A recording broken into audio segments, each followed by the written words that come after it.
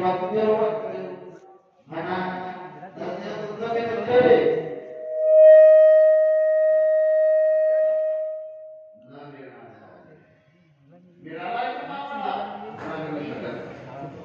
आपण मनुष्य आहोत, आज आपण माणसं आहोत. पुन्हा आपले शरीर पुन्हा मिळू शकत नाही. मनुष्य मिळालाय मनुष्य निराळे मनुष्य देवामध्ये सोनं आहे. मनुष्य देवामध्ये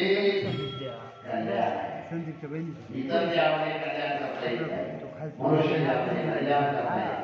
इतर देवाने समाजता येत नाही. मनुष्य देवाने समाजता येत.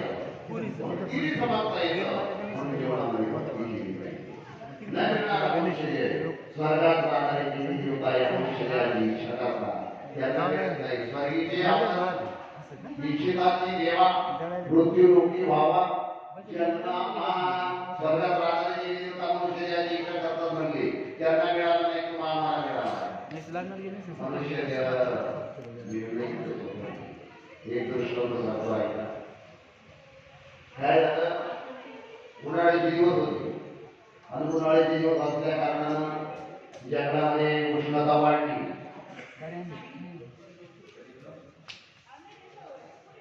उष्णता वाढली आणि त्या जंगलामध्ये माकड आणि माकडी राहत. माकड आणि माकडी जंगलामध्ये राहत असल्या कारणानं उष्णता वाढल्यामुळे त्यांना ऊन लागलं आणि त्या जंगलाचे फळत सुटले. फळत सुटल्यानंतर इकडं तिकडं पडता पडता थकले आणि घामाघूम झाले.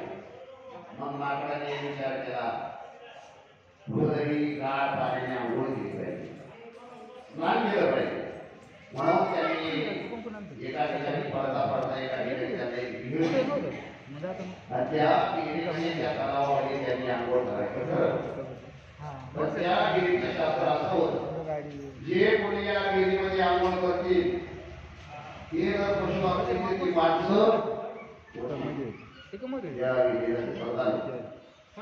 या विहिरीमध्ये आंघोळ केली, विहिरीमध्ये स्नान केलं आणि त्या तलावाच्या बाहेर ते आले. आल्यानंतर ते होते माकड आणि माकडी. ज्यावेळेला स्नान करायला गेले त्यावेळेला ती काय होती, माकड आणि माकडी. स्नान करून बाहेर आल्यानंतर ती काय झाली, ऐकायला तुम्ही प्रवचन.